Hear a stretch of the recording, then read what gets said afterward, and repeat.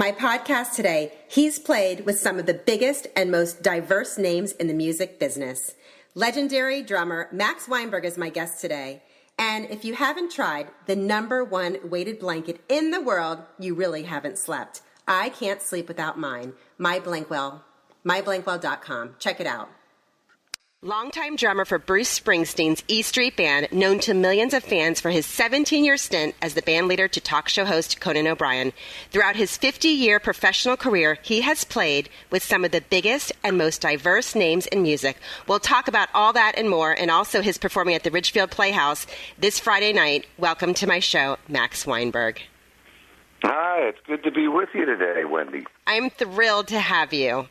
I want to really back up. And how did music all start for you? Well, that's a great question. My parents were very musical. My father was a wonderful violinist, and my mother loved going to Broadway shows and went to one every Saturday afternoon. And I did from the age of, I don't even remember how young I was, till about 8 or 9. Every Saturday we'd go to a Broadway show.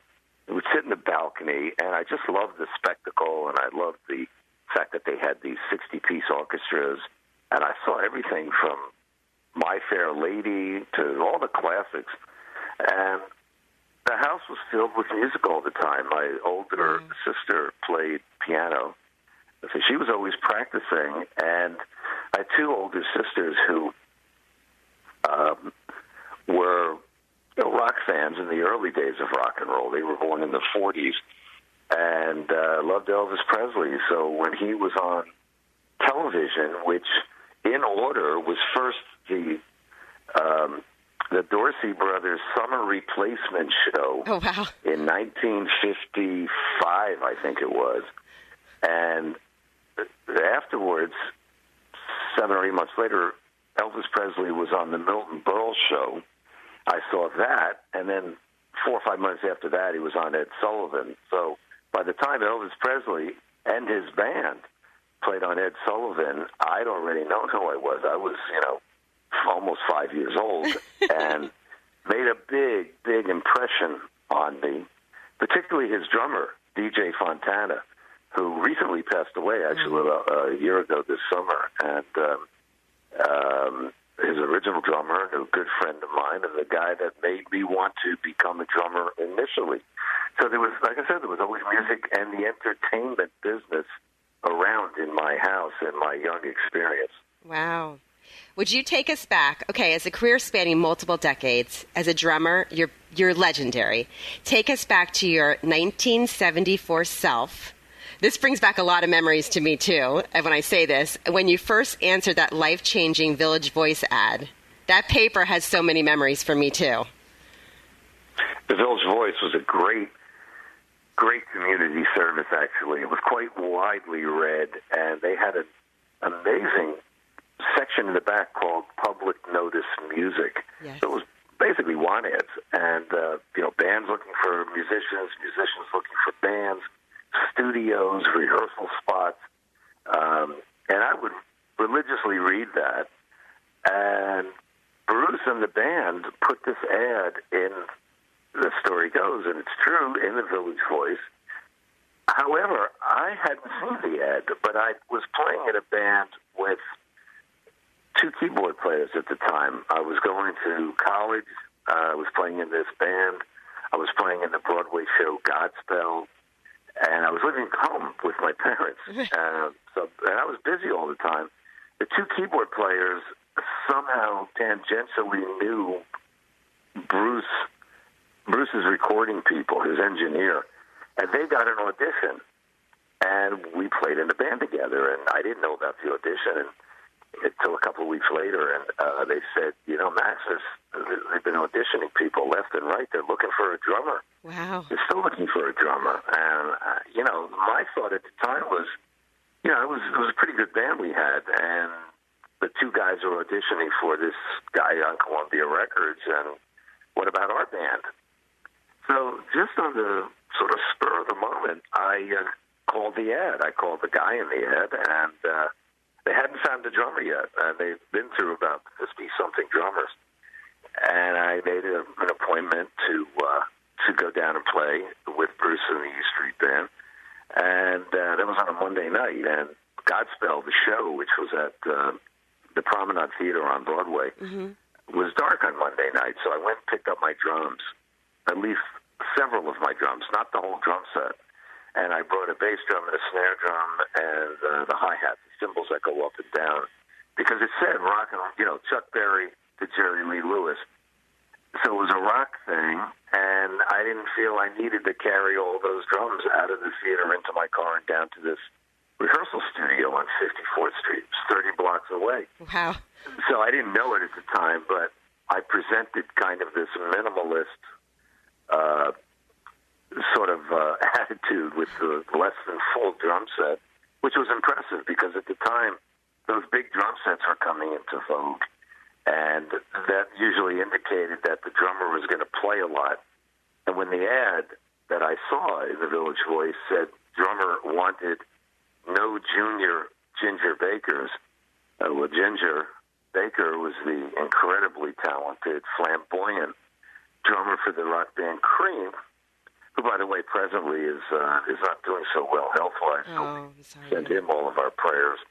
But he was a soloist and, as I said, very flamboyant, and that was not what I did. I was a very good accompanist, which turned out to be exactly what Bruce wanted. By the time I met the E Street Band, I'd been playing for 16 years. Wow. Every kind of job you can think of, from subbing in the circus to a Broadway show, weddings, bar mitzvahs, cruise ships, you name it, I played it. And I was pretty versatile. I could play a lot of different styles of music. I'm sure there were much better drummers in any one particular style, but I could do a little bit of this and a little bit of that. Rock and roll was the great love of my life, but very specifically Chuck Berry type rock and roll. And that wasn't that popular back in 1973 and 74. Wow. And so I'd kind of given up on that, and then lo and behold, I meet Bruce, and his songs have that kind of, approach. And I felt like I was home. Amazing. What was it like all these years to have such a powerful music connection in a way that you have on stage with Bruce? Well, it's fantastic, and it's not unique. Drummers and singers throughout history have always had that kind of simpatico, I guess you could call it, because the drummer's job is to support the singer. And,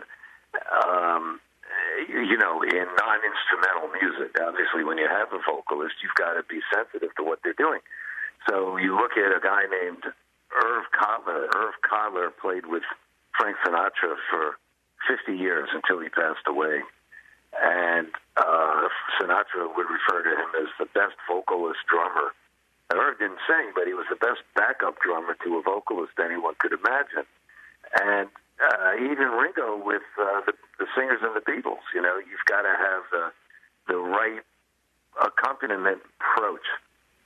And I did. That's how you keep working. No one ever got hired to do a drum solo, except maybe Buddy Rich. Right. And actually, definitely Buddy Rich got hired to do. But he always had his own bands, or even when he was with Tommy Dorsey in the 40s, Buddy Rich was a drum star.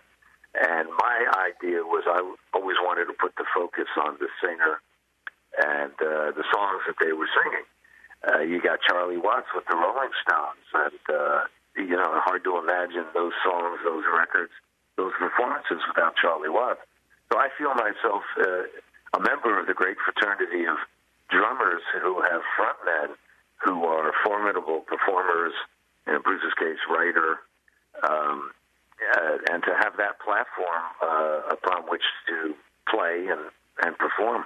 Amazing. I'm talking to legendary drummer Max Weinberg. 2014, a crowning moment. You were inducted to the Rock and Roll Hall of Fame as a member of the E Street Band.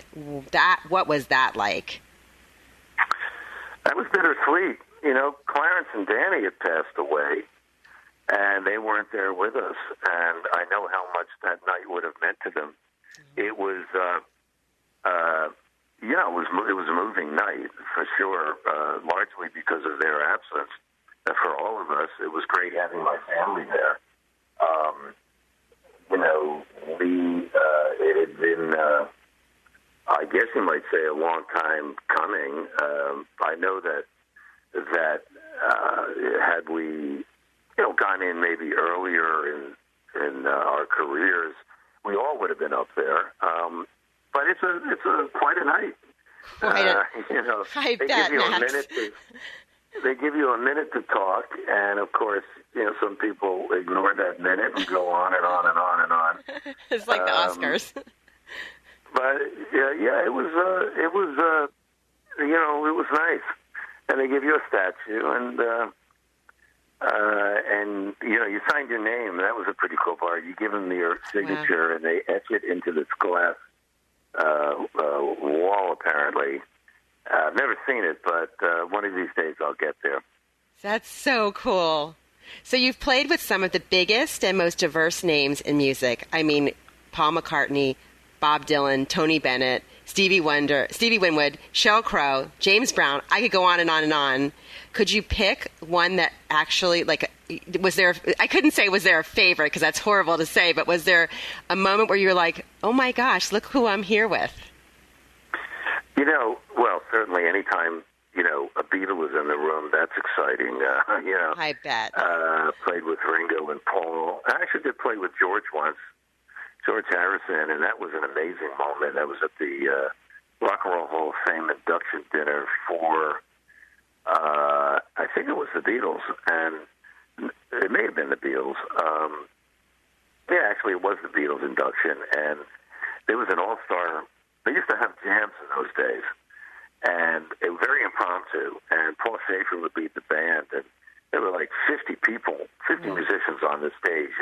Bruce, Mick Jagger, James Brown, Jeff Beck, and standing in front of me right at my drums were George Harrison and Eric Clapton. Oh. And somebody called out, a whole lot of shaking going on. And Paul had his band there, great band, great drummer, Anton Fig, and they started this song, and it was very sort of straight-ahead, almost hard rock version. And I saw that George Harrison and Eric Clapton weren't playing. They didn't look like they weren't committing to anything until they got a handle on what was happening. And George Harrison, who didn't know me, was about 2 feet away from me. He was right in front of my bass drum. Wow. And he turned around and he said, "Play a shuffle." So he wanted me to turn the beat into a shuffle. Oh, my. Which I did. I knew what so he gave me a direction, and I did, and he started playing. Clapton started playing, and George Harrison got this big smile on his face because he gave me a direction. He didn't know me at all, but I was able to do it. And I was thrilled because I didn't know him, and I was able to take the direction and change the rhythm from a straight-ahead rocker to more like Jerry Lee Lewis played it. And I had to split the difference. So at least our side of the stage was playing what George considered the right beat. Wow. So that was pretty amazing. Through the use of TV and my being the music director on the TV show for so many years, I had the opportunity to play with an unbelievable array of people. As you said, Sheryl Crow in her debut TV appearance, a song called Run Baby Run. One of my favorite performances on the late-night programs was a guy named Sleepy LaBeef. Sleepy LaBeef, which is a great name, was a contemporary of Elvis's. He was a rockabilly singer, and he was about 6'9". He was really tall. And beautiful baritone voice, great guitar player. And we played a song of his, it's called Strange Things Happening. And it sounded like an old rockabilly band. That was the beauty of playing with those 6 musicians, was we were great chameleons. We could sound like any genre. Wow. So do you have a routine that you follow, like before and after shows?